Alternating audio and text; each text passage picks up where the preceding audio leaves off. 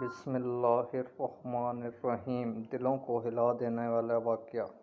حضرت دیہہ کلبی رضی اللہ تعالیٰ عنہ نہایت خوبصورت تھے۔ تفسیر نگار لکھتے ہیں کہ آپ کا حسن اس قدر تھا کہ عرب کی عورتیں دروازوں کے پیچھے کھڑے ہو کر یعنی چھپ کر حضرت دیہہ کلبی رضی اللہ تعالیٰ عنہ کو دیکھا کرتی تھیں، لیکن اس وقت آپ مسلمان نہیں ہوئے تھے۔ ایک دن سرور کونین تاجدار مدینہ حضرت محمد صلی اللہ علیہ وآلہ وسلم کی نظر حضرت دیہہ کلبی پر پڑی۔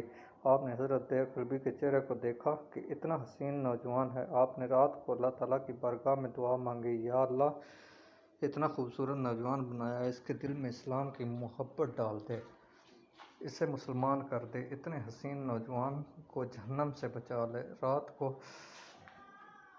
آپ نے دعا فرمائی۔ صبح حضرت دیہہ کلبی رضی اللہ تعالیٰ عنہ آپ صلی اللہ علیہ وآلہ وسلم کی خدمت میں حاضر ہو گئے۔ حضرت دیہہ کلبی رضی اللہ تعالیٰ عنہ کہنے لگے، اے اللہ کے رسول، بتائیں آپ کیا احکام لے کر آئے ہیں؟ آپ نے فرمایا، میں اللہ کا رسول ہوں اور اللہ واحد ہے، اس کا کوئی شریک نہیں۔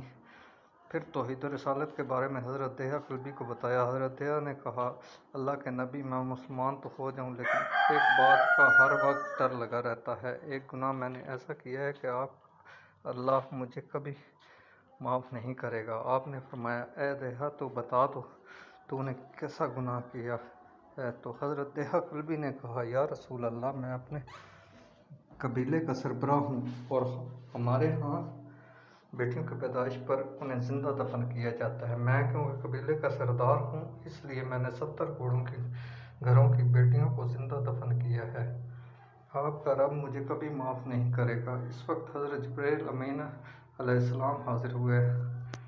یا رسول اللہ صلی اللہ علیہ وآلہ وسلم، اللہ سلام کہتا ہے اور فرماتا ہے کہ اسے کہیں، اب جو ہو گیا وہ ہو گیا، اس کے بعد ایسا گناہ کبھی نہ کرنا، ہم نے معاف کر دیا۔ حضرت دیہہ آپ کی زبان سے یہ بات سن کر رونے لگے۔ آپ نے فرمایا، دیہہ اب کیا ہوا ہے، کیوں روتے ہو؟ حضرت دیہہ کلبی کہنے لگے، یا رسول اللہ، میرا ایک گناہ اور بھی ہے، جیسے آپ کا رب کبھی معاف نہیں کرے گا۔ آپ نے فرمایا، دیہہ کیسا گناہ، بتاؤ۔ حضرت دیہہ کلبی فرمانے لگے، یا رسول اللہ، میری بیوی حاملہ تھی اور مجھے کسی کام کی غرض سے دوسرے ملک جانا تھا۔ میں نے جاتے ہوئے اپنی بیوی کو کہا کہ اگر بیٹا ہوا تو اس کی پرورش کرنا، اگر بیٹی ہوئی تو اسے زندہ دفن کر دینا۔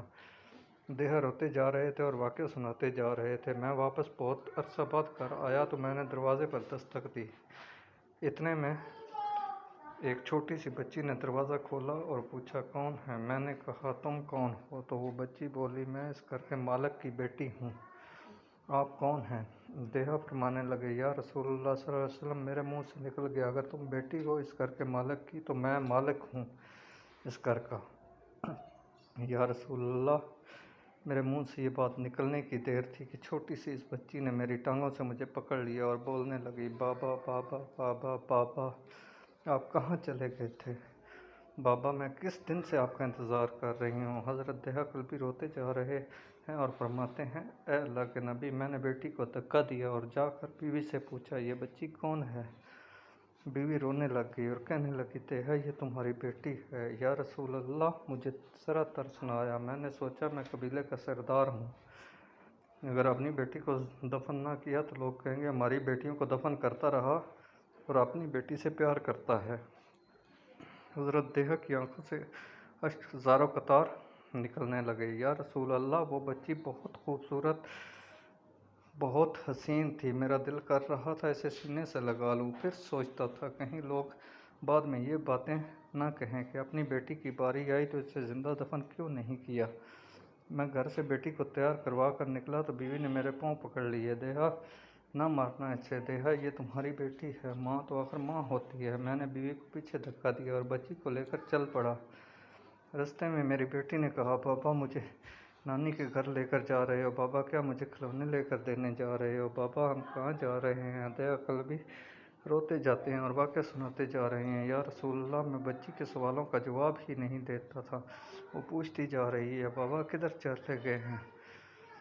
کبھی میرا منہ چومتی ہے، کبھی بازو کے گرد دے لیتی ہے، لیکن میں کچھ نہیں بولتا۔ ایک مقام پر جا کر میں نے اسے بٹھا دیا اور خود اس کی قبر کھودنے لگ گیا۔ آقا کریم صلی اللہ علیہ وآلہ وسلم دیا کی زبان سے واقعہ سنتے جا رہے ہیں اور روتے جا رہے ہیں۔ میری بیٹی نے جب دیکھا کہ میرا باپ دھوپ میں سخت کام کر رہا ہے تو اٹھ کر میرے پاس آئی، اپنے گلے میں جو چھوٹا سا دوپٹہ تھا وہ اتار کر میرے چہرے سے ریت صاف کرتے ہوئے کہتی ہے، بابا دھوپ میں کیوں کام کر رہے ہیں، چھاؤں میں آ جائیں۔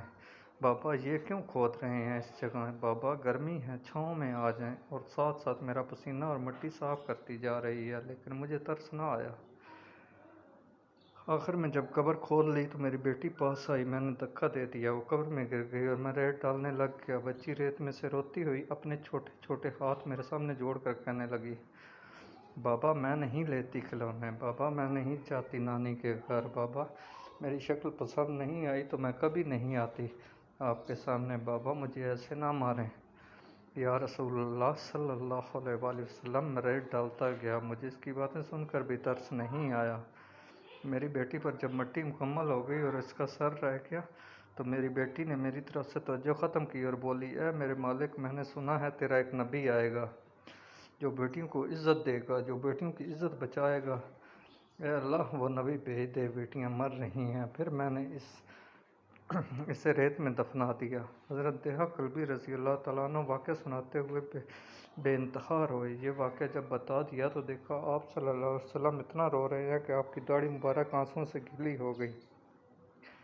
آپ صلی اللہ علیہ وسلم نے فرمایا، دیہا ذرا پھر سے اپنی بیٹی کا واقعہ سناؤ، اس بیٹی کا واقعہ جو مجھے محمد کے انتظار میں دنیا سے چلی گئی۔ آپ نے 3 دفعہ یہ واقعہ سنا اور اتنا روئے کہ آپ کو دیکھ کر صحابہ کرام رضی اللہ تعالیٰ عنہ رونے لگ گئے اور کہنے لگے، اے دیہا کیوں رلاتا ہے ہمارے آقا کو، ہم سے برداشت نہیں ہو رہا۔ آپ نے حضرت دیہا سے 3 بار واقعہ سنا تو حضرت دیہا کی رو رو کر کوئی حالت نہ رہی۔ اتنے میں حضرت جبرائیل علیہ السلام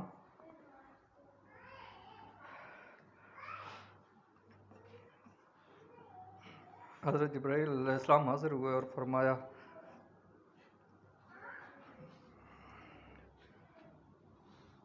یا رسول اللہ صلی اللہ علیہ وسلم، اللہ سلام کہتا ہے اور فرماتا ہے کہ اے محبوب صلی اللہ علیہ وآلہ وسلم، دیہا کو کہہ دیں وہ اس وقت تھا جب اس نے اللہ اور آپ کو نہیں مانا تھا، اب مجھ کو اور آپ کو اس نے مان لیا، دیہا کا یہ گناہ بھی ہم نے معاف کر دیا۔ اس کے بعد آپ صلی اللہ علیہ وسلم نے فرمایا، جس نے 2 بیٹیوں کی کفالت کی، انہیں بڑا کیا، ان کے فرائض ادا کیے، وہ قیامت کے دن میرے ساتھ اس طرح ہوگا جس طرح شہادت کی اور 7 والی انگلی آپس میں ہے۔